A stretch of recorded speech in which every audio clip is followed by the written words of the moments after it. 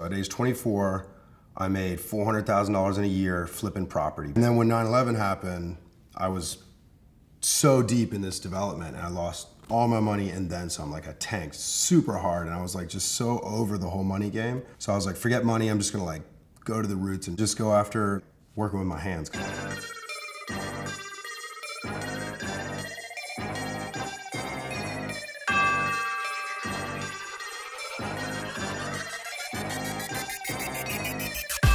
Actually, where I lost all my money on this condominium, I was looking into doing concrete countertops. So I went to this place where they were making countertops.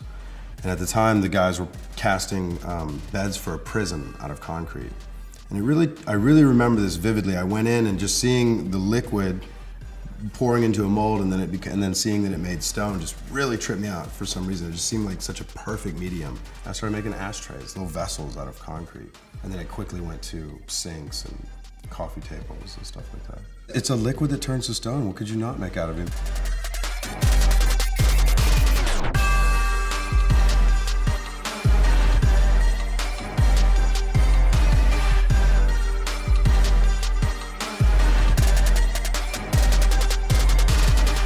The first ping pong table was twice the weight, and the Agassiz bought it, which really sort of launched the ping pong table. And then I came out with a new version, which was half the weight, and I split the top in half, and all of a sudden it became transportable and installable.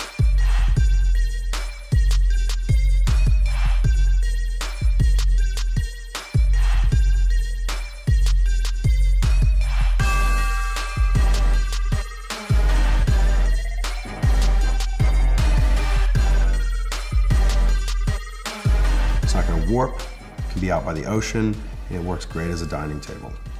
For some reason, lame as it is, I love making dining tables. And just tables, for some reason, I could just draw tables all day long. This split table is sort of a celebration of the strength of the material, because it's a round top, but now through that slit, you can see the leg coming all the way up. I see things in my head before I try them out, so I'll see it and I'll just be like, oh my God, that's what I want to make. And then I'll try my best to draw it. And then once I get at least the image thought, then I'll bust out the graph paper and try to make it all what I want them to make.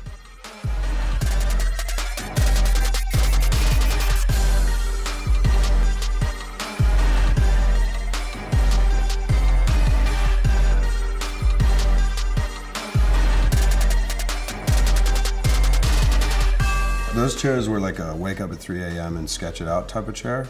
So I had the original shape exactly how I wanted. I was in my office and I just set up some boards and figured out the angle and everything. And I knew they were gonna be comfortable because I used cushions. The more I can kind of like affect more people with positive experience through my design vision, the more happy I am. And whatever you're doing, if you're not serious, your life experience is gonna be mediocre based on that. And so I've learned that the hard way through failure. And so now I know if I'm gonna do something, I'm gonna fucking do it. Otherwise, I mean, what's the point, you know? I do work with other materials now. I work with steel, brass, stainless steel. I love stainless steel. I recently was hired by Westfield Malls to do some huge chandeliers, I was so stoked to do 35-foot long by 18-foot diameter chandeliers. And that's the type of shit I want to do more of.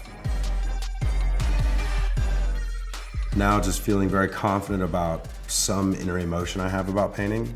I don't think my paintings are where I want them to be yet, but I feel very strongly about the expression of painting.